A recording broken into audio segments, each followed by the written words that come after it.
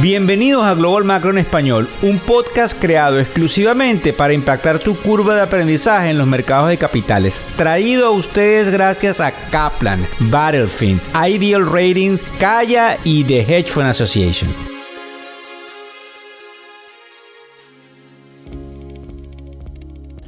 Hola, ¿cómo están? ¿Cómo les va? Hoy es miércoles 4 de octubre del año 2023. Buenas noches, buenas tardes o buenos días. Esperemos que se escuche bien porque es primera vez que hacemos el podcast desde la cabina de un avión a más de 30.000 pies de altura.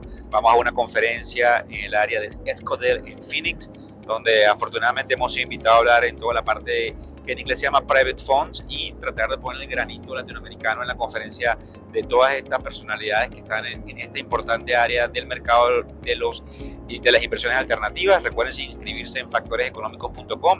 Esta mañana ya les debe haber llegado el newsletter, que por cierto lo revisamos conjuntamente con el equipo desde aquí, desde el avión. Antes de pasar a hablar de las dos cosas que nos importan el día de hoy, como sería el ISM de servicios que salió temprano con respecto al mes de septiembre y del informe ADP, que también nos marca por dónde va la creación de empleo. Como ustedes saben, se ratifica con específicas estadísticas el día viernes a las 8:30 de la mañana, como todos los primeros viernes de cada mes. Debemos hablar de que debemos estar pendientes de la novela, como le llamamos en el Congreso americano, donde debemos tener nuestros ojos puestos en saber cuál va a ser el republicano que va a ser nombrado, pues esto trae a colación muchísimas cosas en el patrón político que pudiesen afectar o no el mercado de capitales. La otra cosa que dijimos el domingo en el programa institucional es ratificar el día de hoy. 75.000 trabajadores aproximadamente de la salud entran en huelga en una compañía que se llama Kaiser Permanente. Lo van a estar escuchando en todas las noticias durante las próximas horas. Y otra de las cosas que nos llama la atención es el hecho de que no se habían registrado tan bajas peticiones en el mercado de hipotecas desde 1996. Creo que ayer en el newsletter estábamos hablando de que la tasa a 30 años había llegado casi al 8% o estaba por ahí, aunque probablemente los papeles se están moviendo, como ustedes saben, en tiempo real. Hablando del ISM de servicios, aquí no hubo grandes sorpresas. Para que ustedes vean, el número estuvo en 53.6. Lo importante aquí es que el pronóstico de los analistas estaba en 53.5 y esto es un poco más bajo del 54.5 que viene mostrándose desde agosto. Ahora vamos a partir de esto en dos vertientes interesantes. Para los escépticos, se observaría entonces que ellos pensarían que estos nuevos pedidos sufrieron un golpe notable, cayendo del 57.5 en agosto al 51.8 en esta ocasión, que también disminuye el empleo llegando al 53.4, lo que supone una caída de 1.3 puntos en comparación a agosto, y también obviamente que los precios se mantuvieron elevados alcanzando 58.9. Indudablemente que esto hace que con ese número de 58.9 en el caso de los precios todavía no caigamos en una recesión, pero se seguiría mostrando algún tipo de componente difícil en la economía. Mientras que si son optimistas, obviamente, aquellos analistas de mercado que creen que el mercado puede seguir subiendo, podrían hablar que la desaceleración de los nuevos pedidos es una segunda señal de un crecimiento débil y que por lo tanto la Reserva Federal no debería estar subiendo tasas, también acompañado de lo que vamos a hablar inmediatamente con respecto al ADP, que mide desde el punto de vista del sector privado todo lo que tiene que ver con las estadísticas de la creación de empleo, de lo que se llama el payroll, que es la nómina, ¿no? También esto puede sugerir algo importante y quiero que tomen en cuenta, que es el hecho de que los papeles que han bajado de precio considerablemente, lo que quiere decir que sus rendimientos han subido, no se compaginan ni con todo esto. Pues a un menor crecimiento o al entrar en un borde un poco recesivo, pudiésemos, inferir que más bien esos papeles estarían a unos rendimientos atractivos y empezarían a subir de precio. Eso estaría por verse durante las próximas semanas. Pasando a lo del ADP, que es algo que nos concierne a todos los que estamos en el mercado, por el hecho de que tiene que ver algún tipo de correlación con el número del non-farm payroll, que es el número del empleo que sale los primeros viernes de cada mes a las 8:30 de la mañana, hora del este de los Estados Unidos. Es importante que entendamos si lo que sucedió esta mañana es el cambio de una tendencia significativa o fue una anomalía puntual. Fíjense ustedes, el informe sorprendió a los mercados esta mañana, se quedó muy por debajo de las expectativas con tan solo 89.000 empleos agregados en comparación de los 150.000 que los analistas de Wall Street habían anticipado. Para poner en el contexto, la cifra de agosto tuvieron apenas una revisión mínima. Cuando salen todas estas cifras, como la que salió en agosto con respecto a julio y la que salió en agosto con respecto a julio y la que salió ahora en octubre con respecto a septiembre, hay una revisión mínima allí en la otra, donde obviamente pasó de 177.000 a 180.000. Estamos hablando de que la calle esperaba, o la calle, cuando digo la calle son los analistas, 150.000 y cayó a 89.000. Ese es un número que no se había visto desde enero del 2021. Es decir, es una creación débil de empleo. Las grandes corporaciones desempeñaron un papel clave en esta caída, eliminando sustancialmente 83.000 empleos en septiembre.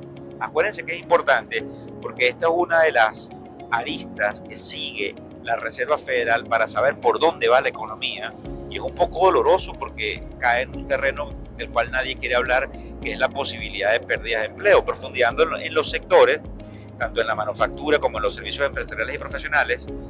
También en el sector de hotelería y actividades financieras se observaron algunas ganancias de los empleos, mientras que básicamente los que no perdieron empleo, sino los que tuvieron empleo, vieron un incremento en su salario septiembre a septiembre de 5.9%. Sin embargo, creo que es importante, que vale la pena señalar que esto marca el 12º mes consecutivo de desaceleración. Recuérdense que estoy en el avión, un poquitico de turbulencia, y trato de concentrarme con ustedes en lo que tengo en mi cabeza, lo que tengo en mis notas aquí anotadas, que es interesante también. Los aumentos salariales disminuyeron para aquellos que cambiaron de empleo, importante, cayendo del 9.7% en agosto a tan solamente el 9% en septiembre. Esas son las cifras año tras año que traen todas estas estadísticas. Y en definitiva, un experto, según estuve viendo aquí en DirecTV, en United, para hacerle un poco de propaganda, decía hace rato que estamos presenciando una disminución significativa en el número de empleos este mes, y ha habido una disminución constante en los salarios durante los últimos 12 meses. Entonces, ¿qué pudiesen decir los optimistas? Bueno, podrían argumentar que la reciente caída de los precios de los bonos no se alinea, como les decía antes, con los datos económicos más amplios, especialmente teniendo en cuenta los importantes desafíos que se espera enfrente en la economía en los próximos meses. Eso quiere decir que habría que comprar bonos porque los rendimientos estarían apetecibles. También, según dicen estos optimistas, podría sugerir que este informe de la ADP podría marcar el inicio de una disminución de empleo, lo que podría conducir a un notable repunte, nuevamente repito, de los bonos, para una posterior caída de los rendimientos. Me sube el precio, me cae el rendimiento, y obviamente estuvimos viendo estos bonos a 10 años que, como llamamos en general, por encima del 4,70 y tanto %. Por otro lado, los pesimistas entonces dicen o argumentan que los datos del ADP y del Departamento de Labor, que son los que salen el viernes con el famoso número del empleo, o lo que en inglés se llama el non-farm payroll, no han sido consistentes últimamente, y destacan que el aumento en los rendimientos no se debe únicamente a los datos económicos, sino a que se está influenciando por el creciente desequilibrio que hay en el mercado de los bonos a raíz de los déficits, y que esos déficits crean un cierto problema un segundo, por favor, estoy grabando algo. You're on the phone? No, I cannot be on the phone. You cannot be on the phone. Okay, just want to make Okay. sure I saw you talking. I'm recording something. Thank you, sir. Discúlpenme, la hermosa tenía miedo de que yo estuviese en el teléfono. Me disculpan y no la escuchaba. La verdad es que no quería perder el hilo de la conversación con ustedes. Pero yo creo que es interesante lo que estábamos hablando de los pesimistas, que dicen que el problema de los bonos obviamente viene dado no porque no vayamos a una recesión, sino porque más bien vamos a un problema de déficit, donde el tesoro de los diferentes países, incluyendo el tesoro americano, demanda más cantidad de dinero para cubrir el déficit. Así que indudablemente va a haber una oferta de papel, lo que en definitiva hace que los precios caigan porque hay más oferta y los rendimientos suban, independientemente de que en este sentido pudiésemos ver esos rendimientos apetecibles por una caída de la economía. Bueno, como pueden ustedes notar, algo bastante complicado de entender. Les damos las gracias a todos los que nos siguen en todas y en cada una de las redes sociales, y fundamentalmente vamos a tratar de hacerles llegar todo lo que veamos en la conferencia, porque ahí hay una cantidad de personas que están opinando sobre por dónde pudiese ir la economía, y nuestra labor desde la tribuna de factores económicos es llevarles esto de primera mano. Muchísimas gracias a todos y gracias por compartir. El podcast Global Macro y de Factores Económicos ofrece una visión global de los mercados de valores, y dicho análisis es producto de la compilación traída por diferentes fuentes de investigación de mercados institucionales.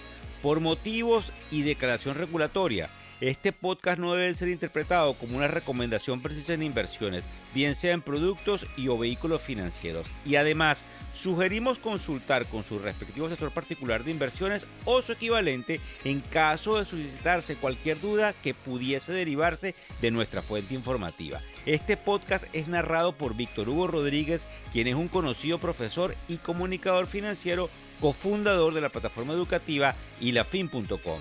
Muchas gracias.